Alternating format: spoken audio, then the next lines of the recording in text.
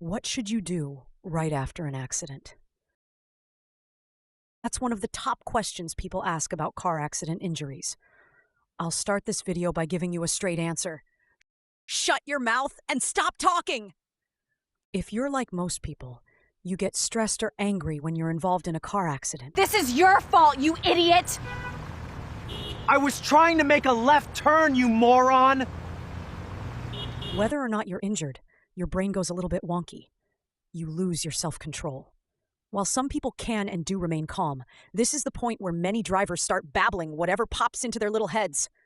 Unfortunately, they do this at a time when they should calm down and stop talking. Yes, I know. You should be able to speak your mind whenever and wherever you want. I know. Free speech. Blah, blah, blah. Yes, you should be able to say what you want. But be careful after an accident. You never know who might be listening. For example, okay, do you see those pedestrians? They're actually witnesses, and they're listening to everything these two people say. Why is that a problem? They may tell other witnesses, they might tell a police officer, or they might give a statement to the claims adjuster who handles your claim. So, here are a few things you shouldn't say after an accident. Never discuss the accident with the other driver. You might say something stupid. I was trying to make a left turn, you moron! This guy sounds pretty self-righteous, yelling about his left turn. He's telling anyone who can hear him that the accident was his fault. Of course, he doesn't seem to realize that. Yes, please call 911. He's one of those drivers. If he just stopped talking, it's possible that nobody would have noticed what he did. The witnesses might have walked away without saying a word.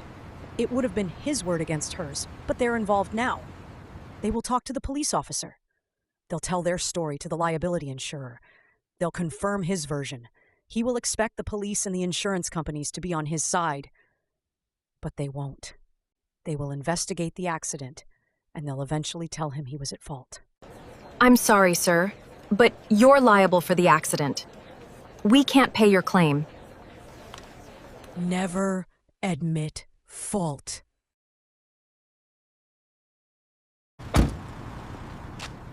I'm sorry, man. It's my fault, man. I wasn't paying attention. When you're involved in an accident, don't tell anyone it's your fault, even if you think you did something wrong. Here are a few reasons why you shouldn't admit fault after an accident. First of all, the police officer might give you a ticket. Good afternoon, fellas. Huh? What happened here? That guy caused the accident. He tried to make a left turn in front of the lady in the silver car. If the other driver makes a claim against you or sues you, your admission of fault may sabotage your ability to defend yourself. We have a decision, Your Honor. The jury finds for the plaintiff. Some states' negligence laws acknowledge that more than one person can be at fault for an accident. Even if you are at fault. I'm sorry. The other driver might be partially at fault, too. And don't apologize. Some people automatically say I'm sorry about everything. When you apologize after an accident, it sounds like you're acknowledging that you did something wrong. Whatever your intent, the other driver and witnesses may decide your apology is a confession or an admission of fault. Never say, Are you okay? I'm okay. I'm fine, thank you. Are you sure? I'm sure I'm okay. You may feel perfectly fine, even after a severe crash, but never say that to anyone until you know for sure. If you say that to the other driver or the investigating officer or a witness, your comment will probably end up in a police or claim report. If you decide to go to the hospital later that day or you wake up in pain a few days later, the liability claims adjuster will always be suspicious of you. Remember, soft tissue injuries, internal damage, traumatic brain injuries, and other conditions don't always produce immediate symptoms. Sometimes you won't even know you're hurt until days later. If you do make an injury claim, the liability adjuster will check the police report, see what you said, and wonder if your claim is fake. Instead of saying, I'm okay, tell the police officer you plan to make an appointment with your doctor. Otherwise, shut your mouth and stop talking. When a police officer interviews you at an accident scene, say only what you know for sure, just the facts. Otherwise, stop talking. Here are a few things to remember when you talk to the investigating officer. If the officer asks you a question, only answer the question. If they ask a yes or no question, answer only yes or no. Offer only factual statements based on what you know. The light was red. I was driving at 25 miles per hour. The road was wet. I applied the brakes. Don't try to explain what the other driver was doing, because you don't know for sure. This guy was speeding. I saw him coming. Take Stop it easy. He talking. was going way too fast. I said before, but I'll say it again. Even if you believe you're at fault, don't say that to anyone, especially not the police officer. Never decide you did something inappropriate. You might be wrong, and once you put it out there, you can't take it back. Never talk about your accident or your injuries. I need to know your version of the accident. Do I have your permission to record your statement? Sure, no problem. So what happened? I was trying to merge onto the Stop highway. talking.